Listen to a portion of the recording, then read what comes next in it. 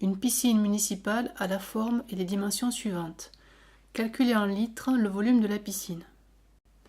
Si on observe la forme de la piscine, on se rend compte qu'on a ici un rectangle de 25 mètres de long et de 8 mètres de large. Mais en fait, la piscine est plus profonde ici. Là, elle mesure 2,50 m et là, elle mesure que 1,20 m.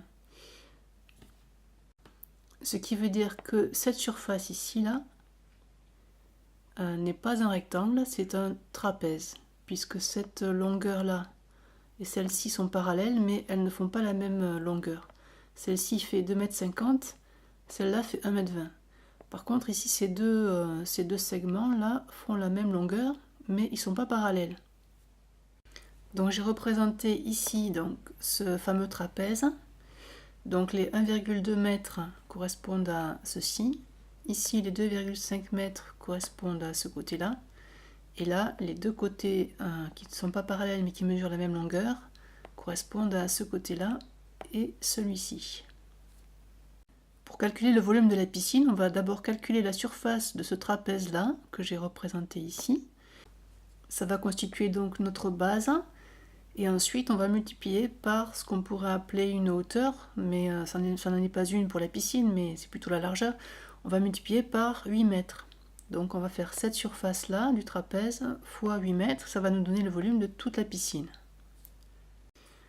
La surface d'un trapèze, c'est égal à la moitié de la petite base plus la grande base fois la hauteur. Dans notre trapèze, la petite base, c'est celle-ci. Elle mesure 1,2 m. La grande base fait 2,5 m. La hauteur, c'est cette distance-là. Pour la trouver, il faut tracer une perpendiculaire à la base qui mesure 2,5 m. Donc là, on a un angle droit. Je ne connais pas la valeur de h, la hauteur, mais je vais pouvoir la trouver, puisque là, j'ai un triangle rectangle. Je vais appliquer le théorème de Pythagore. Il me reste d'abord à déterminer combien mesure cette distance-là que j'ai appelée petit d. Alors pour la trouver, je vais me servir de la grande base. Donc petit d, on le retrouve là et là. Donc j'ai petit d plus 1,2 plus petit d qui est égal à 2,5. Ce qui fait donc 2d est égal à 2,5 moins 1,2, c'est-à-dire 1,3, et d est égal à 1,3 divisé par 2, c'est-à-dire 0,65 mètres, 65 cm. Dans le triangle rectangle, j'ai l'hypoténuse au carré, qui est égale à un côté au carré plus l'autre côté au carré. C'est le théorème de Pythagore.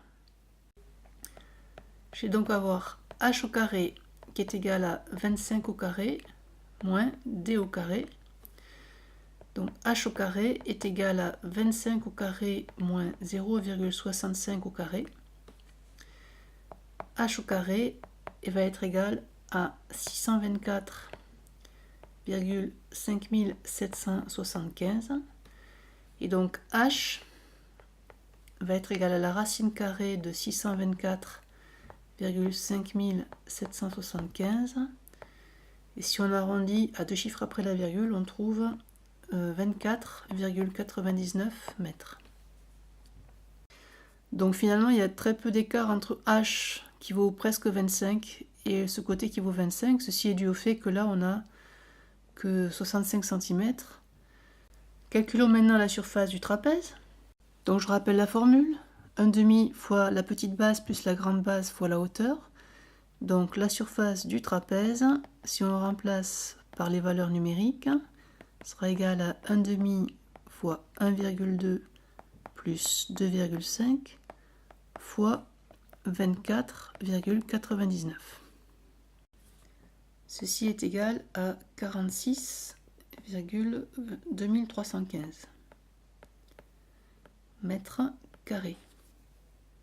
Le volume de la piscine est donc égal à la surface du trapèze multiplié par 8, c'est-à-dire donc 46,2315 2315 fois 8,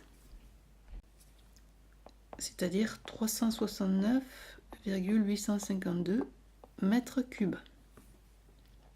On m'a demandé de donner le résultat en litres, donc il faut que je transforme les mètres cubes en décimètres cubes, puisque 1 décimètre cube c'est égal à 1 litre.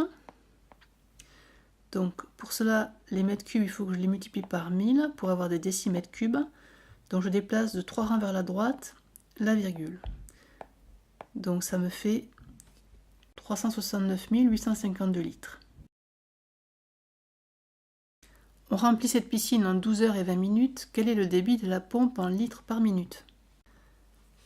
Alors j'ai recopié le volume de la piscine qu'on a calculé. Alors le temps, il va falloir le transformer tout en minutes. Donc on a 12 heures et 20 minutes. 12 heures, c'est 12 fois 60 minutes, puisqu'il y a 60 minutes dans une heure. Donc le temps va être égal à 12 fois 60 plus 20, égale 740 minutes. Alors le débit D va être égal au volume de la piscine divisé par le temps. Alors le volume, si je l'ai en litres, et le temps en minutes, j'aurai bien le débit en litres par minute.